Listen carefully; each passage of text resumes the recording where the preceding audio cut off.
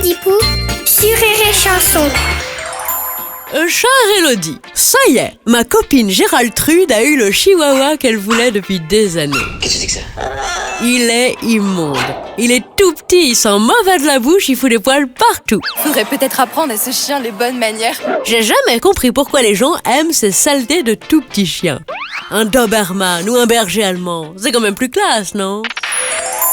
Cher Canigoutte, ce que certains aiment chez les chiens en général, et chez les tout petits chiens en particulier, c'est qu'ils nous renvoient à notre rôle de parents protecteurs, qu'on le soit ou pas. Tu lui as donné sa tutute? Bah oui, elle a peut-être faim.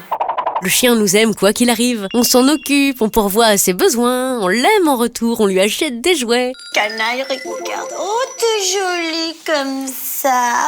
Et pour les plus petits d'entre eux, des vêtements, voire même des poussettes. Alors je me demande ce qui va me prendre le plus de temps. Te taper à coups de pelle et traîner ton corps dans les bois pour l'enterrer, ou t'écouter. Ces accessoires sont une niche pour les commerçants. Bonjour, je suis venue avec la petite dernière. En clair, les gens aiment les tout petits chiens comme ils aimeraient un bébé. Et pour certains d'entre eux, on est content qu'ils se contentent d'un chien. Car quand on voit comment ils s'en occupent, on se demande ce que ce serait avec un vrai bébé. Alors, les chiens ont le droit de dormir sur le lit.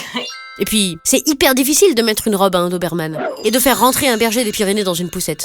Il y en a qui ont essayé, ils ont eu des problèmes. Tu m'énerves pas, c'est toi que tu m'énerves en me disant pas m'énerver, ça m'énerve, hein. En tout cas, je suis sûre que ta copine Géraldtrude a du chien. Et ce qui me met la puce à l'oreille pour dire ça, c'est que le regard des autres, elle s'en bat la truffe. Allez, bonne journée, Canigoutte. Merci à toi Elodie Pou.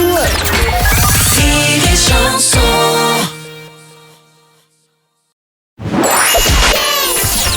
La minute familiale d'Elodie Pou sur Rire et Chanson. Chère Elodie, l'autre jour à l'école, il y a Orthez qui nous a montré un truc.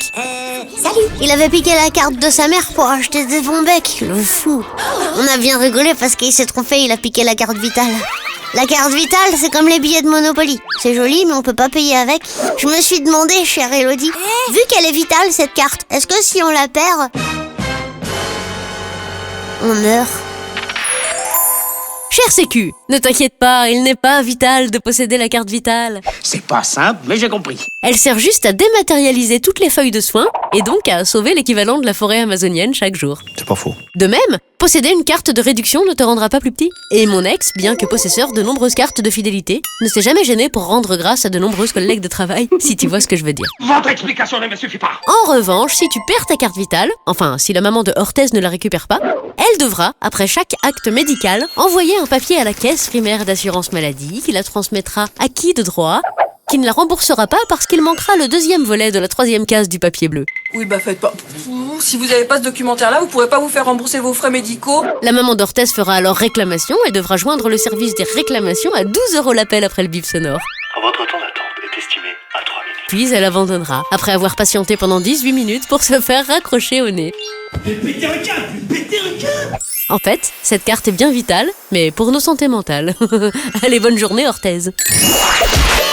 Merci à toi Elodie Pou. Rire et Chanson. La minute familiale d'Elodie Pou sur Rire et Chanson. Chère Elodie, l'autre jour, mes petits-enfants devaient venir me voir à l'EHPAD de la Source Tari. Bah pourquoi elle pleure, madame au privé? Eh ben, tu le crois pas, ils sont pas venus. J'ai essayé d'appeler, ça répondait pas, alors qu'ils ont toujours le nez dans leur téléphone d'habitude. Je n'existe plus. Les ingrats, je les ai virés de mon testament alors qu'ils y étaient même pas. Tu sais pourquoi ils sont pas venus? Ils regardaient Friends. Il paraît que c'est une super série, je t'en foutrais, je suis sûre que c'est débile. Cher Blueberry, Friends, c'est l'histoire de 6 colocataires d'une trentaine d'années vivant à New York et essayant de trouver leur place entre job, amis, famille et vie amoureuse. Phoebe vient de découvrir pour Monica et Chandler. Tu veux dire qu'ils sont amis et rien de plus Et c'est très très drôle. Je ne peux pas vous dire, je ne vois pas. Non. Alors avec tout le respect que je vous dois, on ne touche pas à Friends. C'est l'une des meilleures séries du monde. Non. Si. Avec La Petite Maison dans la Prairie et The Walking Dead. Oh là là là là là là. S'il ne devait rester qu'une série dans le monde, ce serait Friends. Et aussi La Petite Maison dans la Prairie et The Walking Dead. Je pense même qu'on devrait fusionner ces séries. Ce serait l'histoire de 6 colocataires zombies dans l'Amérique des colons. Ils couperaient du bois en mangeant des gens, et en priorité les Olson qui sont si méchants, et traîneraient souvent au Central Burk. Voilà, je vous laisse. Je vais proposer cette idée à Netflix et OCS et voir qui sera le plus offrant. Passez-moi le responsable. Allez, bonne journée Blueberry. Merci à toi, Elodie Pou.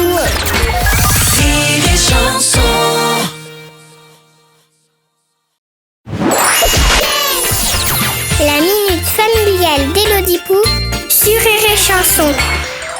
Chère Elodie, à chaque fois qu'on va quelque part avec papa et maman elle prend toujours un gros sac à main. Bon, t'es prêt mon grand? Et papa il dit, t'as vraiment besoin d'une valise? Excuse-moi, je trouve ça pas drôle. Après papa il dit à maman, tiens, tu peux prendre ça, est-ce que tu peux prendre ça? Et il met tout dans son sac les choses qu'il a besoin. Tu te fous de ma gueule là. Tu te fous de ma gueule. Pourquoi ça existe pas des sacs à main pour les papas? Chère besace, tu as bien raison. Nous les femmes, on peut avoir un petit sac, un moyen sac, un énorme sac, tout le monde trouve ça normal. Non, c'est vrai, là, c'est trop. Alors que les hommes doivent faire rentrer toutes leurs affaires dans leur portefeuille ou dans leur poche. En même temps, les hommes n'ont pas besoin de trimballer du maquillage et un miroir de poche puisqu'on n'attend pas d'eux qu'ils soient pomponnés en permanence. Ouais, c'est pas faux. Ils n'ont pas besoin d'avoir toujours sur eux des protections périodiques et des lingettes intimes. Ou alors c'est qu'ils ont des soucis hormonaux. Tu m'emmerdes. Ils ne se baladent pas de brosse à cheveux, chouchou, pince et élastique puisqu'ils ont pour la plupart les cheveux courts. Là, je n'en peux plus.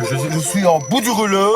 Et ils n'ont pas sur eux de petits encas sous forme de barres céréalières Weight Watchers, puisque s'ils ont faim, ils achèteront un bon gros pain au chocolat et ils essuieront leurs mains grasses sur leurs jeans puisqu'ils n'ont pas les petites lingettes dans leur sac. Pourquoi tu m'annonces ça maintenant, Christine? Voilà, besace. Ce sac que nous trimballons, nous les femmes, pèse le poids de la charge qui pèse sur nous au quotidien. Bon bah là t'as gagné, maintenant je fais la gueule. Alors, en tant qu'enfant, profite de ne rien avoir à porter que ton propre poids. Ce sera déjà pas mal. Au pire, tu files tout à maman et c'est dans la poche. Allez, bonne journée, besace. Merci à toi, Elodie Pou. Rire et Chanson.